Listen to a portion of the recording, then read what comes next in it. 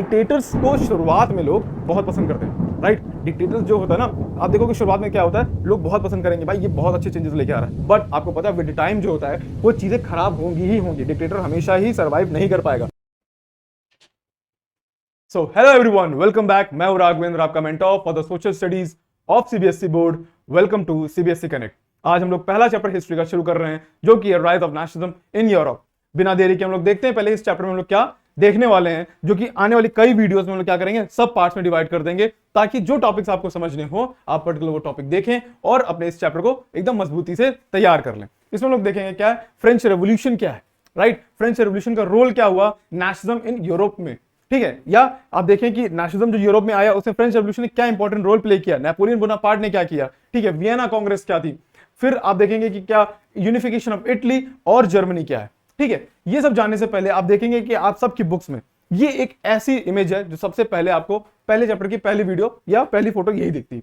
ये क्या है, ये है पैक्ट बिटवीन द नेशन, जो कि एक फ्रेडरिक सोरो ने बनाई थी, जो उन्होंने 4 फोटोज बनाई थी, जिसमें से एक इमेज ये है, ठीक है। इसमें आप देखोगे क्या दिखाया जा रहा है, इसमें ये दिखाया जा रहा है कि भाई कैसे उनका एक ड्रीम है एक डेमोक्रेटिक और सोशल रिपब्लिक बनाने का। डेमोक्रेसी क्या होती है आपको पता है, और सोशल डेमोक्रेसी या सोशल रिपब्लिक की बात करें, मतलब जहां पे सोशलिज्म हो। सोशलिज्म का मतलब क्या होता है, जहां पे आप देखो कि वर्कर्स के पास क्या हो या जो सिटीजंस हैं उनके पास क्या हो, पावर्स हो कैसी गवर्नमेंट को रन करने की। और डेमोक्रेसी का आपको मतलब पता ही है कि मतलब रूल ऑफ पीपल, राइट। अब देखते हैं हम लोग क्या कि इस इमेज से क्या पता चल रहा है। इस इमेज में फ्रेडरिक सोरो ये बताना चाहते हैं कि देखिए पीपल क्या कर रहे हैं, मार्च कर रहे हैं किसका, स्टैच्यू ऑफ लिबर्टी से बाहर जाने के लिए। स्टैच्यू ऑफ लिबर्टी क्या शो कर रही है, स्टैच्यू ऑफ लिबर्टी शो कर रही है आपकी एक टॉर्च, और आप देख रहे हैं और क्या शो कर रही है, एक चार्टर ऑफ मैन, राइट। वो क्या बता रहा है कि भाई आप लोगों को क्या करना है, अब हम लोग को लिबर्टी की तरफ जाना है, राइट। अब ये कुछ कंट्रीज हैं, जैसे कि आप देख रहे हो कौन कौन से कंट्रीज हैं, जो सबसे पहले जा रहा है आपका फ्रांस और यूएस, स्विट्जरलैंड, ये सब क्या कर रहे हैं, क्रॉस कर रहे हैं आपके स्टैच्यू ऑफ लिबर्टी को, ठीक है। और बाकी कंट्रीज क्या करना चाह रही हैं, बाकी कंट्रीज भी धीरे धीरे लिबर्टी को लेके आएंगी, राइट। अब हम लोग बात करेंगे इसमें क्या कि नेशन स्टेट की बात कर रहे हैं। क्या होता है नेशन स्टेट?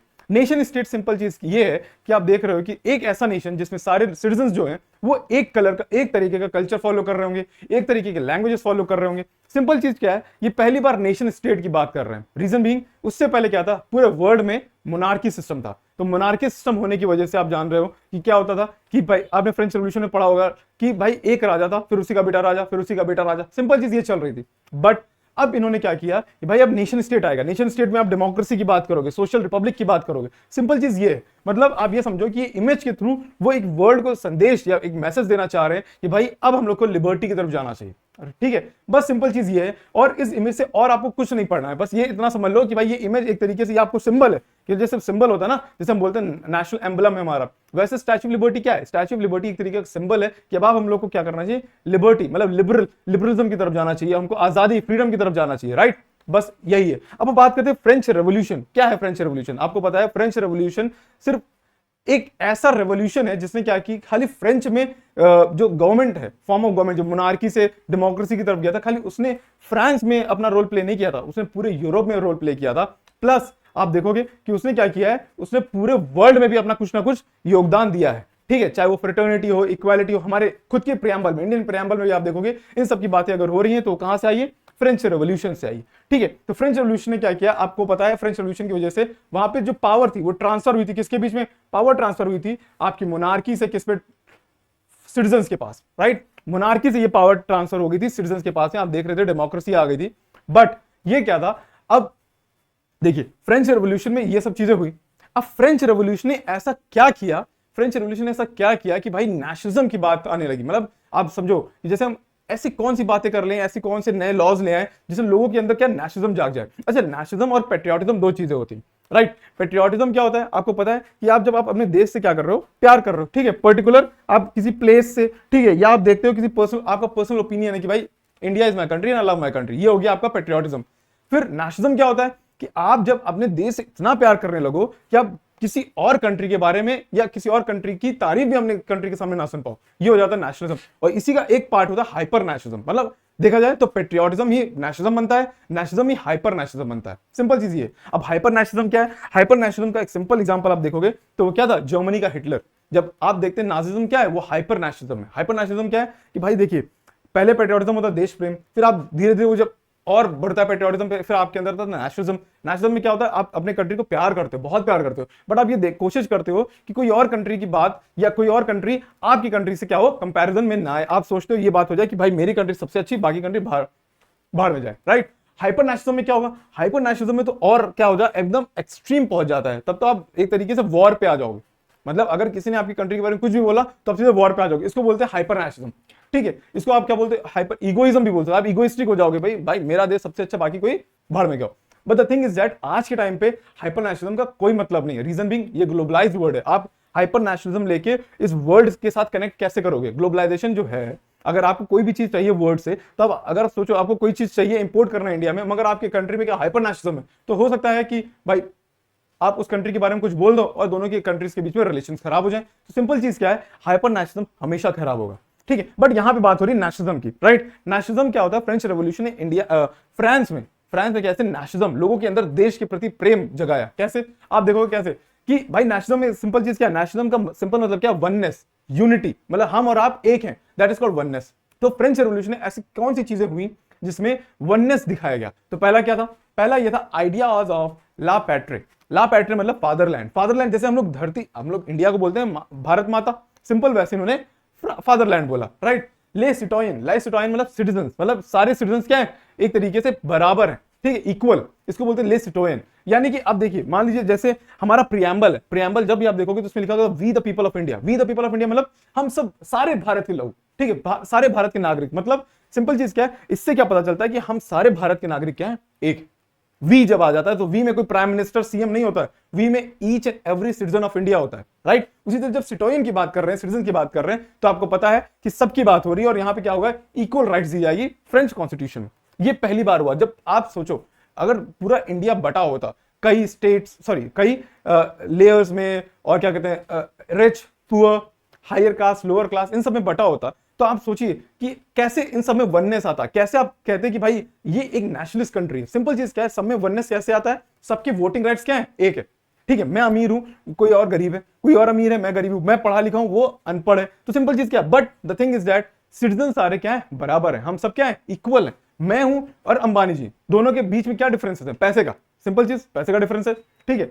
तो सिंपल चीज क्या है, आप देखो वोटिंग राइट पावर उनकी एक ही, उनकी वोट की वैल्यू एक है और मेरी वोट की वैल्यू क्या है, एक। तो ये क्या हो गया, वननेस हो गया, सिंपल चीज है ना। तो यही चीज है जो फ्रेंच रेवोल्यूशन में हुई और जिसकी वजह से लोगों में वननेस आई, ठीक है। फिर आप देखोगे एक ट्राइकलर की बात हुई, फ्रेंच ट्राइकलर रिप्लेस किया गया, जो मोनार्क का क्या था, झंडा था, जो मोनार्क का फ्लैग था, जो राजा का फ्लैग था, उसको हटा के क्या किया गया, फ्रांस के ट्राइकलर को लेके आया गया। फ्रांस के ट्राइकलर से क्या हुआ, जैसे आप जानते हो, ठीक, देखिए हर रिलीजन में एक अपना एक फ्लैग होता है जिसको आप वो सिंबल बोलते हैं, ठीक है, ठीक है। तो आप सोचो कि हर रिलीजन का एक सिंबल है, हर कंट्री का एक सिंबल है, या हर स्टेट के पास एक कुछ ना कुछ सिंबल्स होते हैं। बट जहां पे नेशनल सिंबल्स की बात आ जाती है, जहां पे अशोकन पिलर है, अशोकन पिलर हमेशा क्या ऊपर रहेगा। आप समझो इंडिया का फ्लैग जहां पे आ गया, तो आप समझते हो ना कि आप चाहे कोई भी रिलीजन से हो, आप किसी भी क्लास से हो, किसी भी कास्ट से हो, आप सबके लिए वो एक है। सिंपल चीज क्या है, वो जो फ्लैग आया है, उस फ्लैग ने क्या किया है, सब में वननेस लेके आया है। तो इसीलिए फ्रेंच ट्राइकलर जो था, वो फ्रेंच ट्राइकलर ने क्या किया भाई, फ्रेंच ट्राइकलर ने क्या किया, सारे देश को एक बना दिया कि आप चाहे फ्रांस के किसी भी कोने में रह रहे हो, आपका रिप्रेजेंटेशन जो फ्लैग करेगा वो फ्रांस का एक ही फ्लैग करेगा। सिंपल चीज। वैसे जैसे इंडिया में आप चाहे जम्मू में हो, चाहे कश्मीर में हो, चाहे कहीं पे हो, चाहे नॉर्थ में हो, चाहे वेस्ट में हो, चाहे नॉर्थ ईस्ट में हो, किसी भी गांव में बैठे हो, आपका भी क्या है, ट्राइकलर ही एक सिंबल है, मतलब तिरंगा ही एक सिंबल, झंडा है। समझ गए, वो चीज हो गई। फिर जैसे वहां पे स्टेट जनरल थी, उसको हटा के क्या बना दिया गया, नेशनल असेंबली बना दी गई। मतलब जो वहां की स्टेट जनरल थी उसको हटा के नेशनल असेंबली बना दी गई। जैसे इंडिया में क्या है, लोकसभा है, विधानसभा है, वैसे वहां पे भी नेशनल असेंबली बना दी गई, ठीक है। Central administration system with uniform laws. अब यूनिफॉर्म लॉज आ गए, सबके लिए लॉज क्या हो गए, बराबर हो गए। अब सोचिए अगर मैं कोई क्राइम करता हूं और कोई बहुत ही फेमस इंसान क्राइम करता है, तो हम दोनों के लिए जो लॉ होगा वो सेम होगा। 7 साल की सजा अगर मुझे मिल रही तो उन्हें भी मिलेगी, तो इसको बोलते हैं यूनिफॉर्म लॉज, इसको यूनिफॉर्मिटी बोलते हैं, राइट। तो ये हो गया। फिर फ्रेंच रेवोल्यूशन क्या करता है कि आप देखते हो कि कई formation of nation, French revolution believe that it was their response. अब देखिए एक और चीज हुई फ्रांस में, जैसे इंडिया में जब ब्रिटिशर्स आए तो ब्रिटिशर्स क्या कहते थे कि भाई हम इंडिया आए हैं, इंडिया को क्या करने के लिए, एक तरीके से कहने के लिए कि बोल सकते हैं कि हम आपको जेंटलमैन बनाने आए, ये ऐसा बोल सकते थे। ठीक है, सिंपल चीज क्या है, वैसा ही फ्रांस के साथ क्या हुआ, फ्रांस ने कहा कि भाई मैं जो हूं, अब हम तो फ्रेंच रेवोल्यूशन लेके फ्रांस को क्या कर दिया, फ्रांस को कर दिया आजादी दिला दी, डेमोक्रेसी लिया। अब हमारा जिम्मेदारी है ये कि हम पूरे यूरोप को क्या करें, आजादी दिलवाएं। ठीक है, अब उनके अंदर वो पॉजिटिवनेस आ गई, भाई हम तो करेंगे। अब यही हाल होता है क्या कि आप देखते हो कि फ्रेंच रेवोल्यूशन में आपको पता है कि 1789 में जो मोनार्की थी वो खत्म हो जाती, 1799 आते आते और वहां पे डेमोक्रेसी आ जाती। बट अब देखिए ये होता है क्या, spread of ideas of French revolution. कैसे फ्रेंच रेवोल्यूशन के आइडियाज फैलने लगे, स्प्रेड होने लगे, कैसे आपको पता है क्या कि फ्रेंच रेवोल्यूशन ने फ्रेंच आर्मी ने कहा कि अब हम नेशनलिज्म को कहां ले जाएंगे, पूरे यूरोप में स्प्रेड करेंगे। पूरे यूरोप में स्प्रेड करने का मतलब क्या है कि अब यूरोपियन कंट्रीज क्या करेंगी, यूरोप की जितनी भी कंट्रीज जहां पे आप देख रहे हो कि कहीं पे मोनार्की है या कहीं पे आप देख रहे हो कि ऑटोक्रेसी है, उन सबको हटा के कौन लेके आएंगे, ये लेके आएंगे नेशनलिज्म लेके आएंगे। कौन, फ्रेंच आर्मीज। अब देखिए French armies declared that it was a mission of French notion.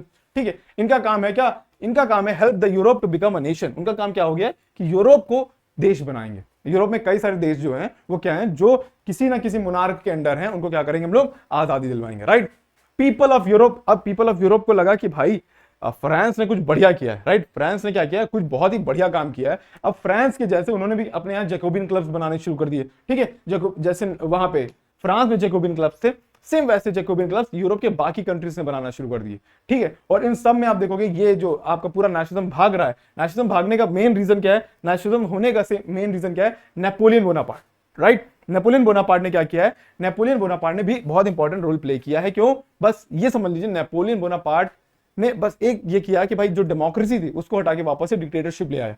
But आप देखोगे कि भाई जब ये डिक्टेटरशिप लाता है तो नेपोलियन डिक्टेटरशिप लेके आया, तो शुरुआत में आप देखेंगे नेपोलियन ने जब डिक्टेटरशिप लेके आया तो आप नेपोलियन जो चेंजेस कर रहा है वो लोगों को बहुत अच्छे लग रहे हैं। ठीक है, बट एक प्रॉपर्टी है, पता है क्या, डिक्टेटर्स को शुरुआत में लोग बहुत पसंद करते हैं। राइट, डिक्टेटर्स जो होता है ना, आप देखोगे शुरुआत में क्या होता है, लोग बहुत पसंद करेंगे, भाई ये बहुत अच्छे चेंजेस लेके आ रहा है। बट आपको पता है विद टाइम जो होता है वो चीजें खराब होंगी ही होंगी, डिक्टेटर हमेशा ही सर्वाइव नहीं कर पाएगा। सिंपल वही चीज है। पहले हम ये देखते हैं नेपोलियन को लोग पसंद क्यों कर रहे थे, क्यों, क्योंकि नेपोलियन के कुछ कोड्स थे, कुछ लॉस थे जो नेपोलियन लेके आया। तो आप देखेंगे नेपोलियन के लॉस को क्यों पसंद कर रहे लोग, क्यों लोग कह रहे थे कि भाई नेपोलियन आओ यूरोप के जो बाकी कंट्रीज है कि आओ हमारे देश को क्या करो, लिबर्टी, फ्रीडम दिलवाओ। क्यों ऐसे थे, तो नेपोलियन के कुछ कोड्स थे, बस इसलिए। क्या, कौन कौन से कोड थे, पहला तो आप ये समझो कि उसने क्या कर दिया, फ्यूडल सिस्टम खत्म कर दिया था। राइट, फ्यूडल सिस्टम खत्म कर दिया, प्लस उसने जो आपको बर्थ से जो आपको प्रिविलेजेस मिल रहे थे वो खत्म हो गए। मतलब जो आप बाय बर्थ अगर कोई प्रिविलेज आपको मिल रहा है वो खत्म हो जाएगा। ठीक है, फ्यूडल टैक्सेस खत्म हो गए थे। राइट, गिल्ड रेस्ट्रिक्शंस, जो मर्चेंट्स थे उनका मूवमेंट जो था उसको भी उन्होंने क्या कर दिया था, एकदम बैन कर दिया था कि अब जो चाहे वो मूव कर सकता है, बिजनेस कर सकता है। राइट, और क्या कर दिया इन्होंने, जो भी आप देख रहे हैं यूनिफॉर्म लॉज बनाए, स्टैंडर्डाइज वेट किया, जो वेट था, जो वेट हम लोग यूज करते हैं केजीज वाले, उसको स्टैंडर्डाइज कर दिया पूरे फ्रांस में। राइट, स्टैंडर्डाइज कर दिया, करेंसी एक कॉमन करेंसी बना दी। ठीक है, अब आप ये देखो ये सारी चेंजेस हुए। फिर आप देख रहे हो सिविल कोड बनाया, इसी को बोलते हैं हम लोग क्या, नेपोलियन सिविल कोड। और ये सारी चीजें जो थी ये नेपोलियन लेके आया। ये क्या हुआ, फ्रांस के लोगों को बड़ी अच्छी लगी, फ्रांस नहीं सॉरी यूरोप के लोगों को बड़ी अच्छी लगी, और उन्होंने कहा कि भाई नेपोलियन ही है जो अब हमको क्या करेगा, बचा के रखेगा। राइट, बचाए क्या, और हमको आजादी दिलाएगा हमारे क्या, मोनार्की से। ठीक, इसलिए आप देखोगे कि कई कंट्रीज क्या करती हैं कि ये देखिए code become very popular in different part of Europe, specially in Switzerland, Italy, Dutch Republic and Germany. इन सारी कंट्रीज में क्या होगा, ये कोड बहुत फेमस हो गया और लोगों को ये लगने लगा कि भाई नेपोलियन आके बचाएगा। ठीक है, बट यहीं पे क्या होता है, यहीं पे प्रॉब्लम आती है। राइट, मैंने शुरुआत में ही आपसे कहा कि भाई कोई भी डिक्टेटर हो, चाहे वो हिटलर हो या मुसोलिनी हो या नेपोलियन की बात कर लो। राइट, शुरुआत में कोई भी होगा, हर कंट्री के लोग, उस कंट्री के लोग उसको बहुत पसंद करेंगे। ऐसा क्यों, क्योंकि वो कुछ ऐसे रूल्स बनाता है, शुरुआत के ऐसे रूल्स होंगे वो कि लोगों को लगेगा यार बहुत अच्छा देश के लिए कर रहा है, बट कहीं ना कहीं पे वो क्या करता है, प्रॉब्लम क्रिएट करेगा। आपको पता है हिटलर ने भी यही किया। ठीक है, और मुसोलिनी ने भी यही किया था, जो हम लोग नाजिज्म पढ़ेंगे। राइट, अब देखिए reaction of the people of the French आर्मीज क्या हुआ। आपको पता है फ्रेंच आर्मीज को लोगों ने सोचा कि यही है जो हमको इनको हार्बिंजर ऑफ लिबर्टी ऐसा बोला गया, यही है जो हमको लिबर्टी दिलवाएंगे। ठीक है, बट ये इनिशियल एंथुसियाज्म जो था वो बहुत ही जल्दी खत्म हो गया। रीजन बीइंग क्या है, आप समझो कि भाई वही मैं कह रहा हूं ना, बहुत दिनों तक वो खुशी नहीं रह पाएगी। कुछ कारण थे जिसकी वजह से अब क्या हो गया, ये इनिशियल एंथुसियाज्म खत्म हो गया। कैसे, आप देखो कैसे न्यू एडमिनिस्ट्रेशन सिस्टम जो था उसने भाई पॉलिटिकल फ्रीडम ही खत्म कर दी। पॉलिटिकल फ्रीडम क्या होती है, अगर आप चाहते हो कि आप इलेक्शन लड़ो, आपके पास वो फ्रीडम खत्म। क्यों? क्योंकि जिसको भाई आपके नेपोलियन बोलेंगे कि आपको जाके वहां का वो बनना है क्या, रूलर, तो वो बन जाएगा। बाकी सारा काम कौन? पॉलिटिकल फ्रीडम पूरी तरीके से खत्म। आप नहीं बोल सकते हो कि आपको इलेक्शन लड़ना है, ठीक है? पॉलिटिक्स में कोई कोई किसी की एंट्री नहीं।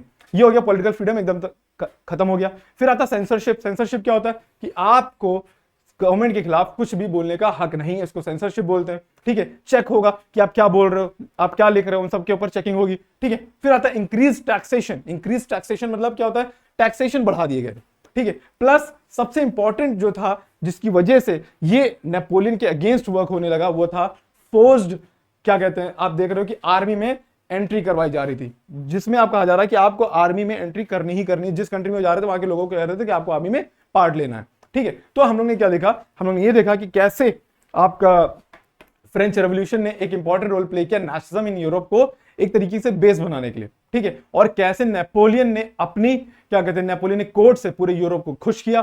फिर वही नेपोलियन कोड क्या कर रहा था? उसके लिए प्रॉब्लम क्रिएट कर रहा था, ठीक है? बाकी वीडियोस के लिए हमारे चैनल को सब्सक्राइब करें। Thank you.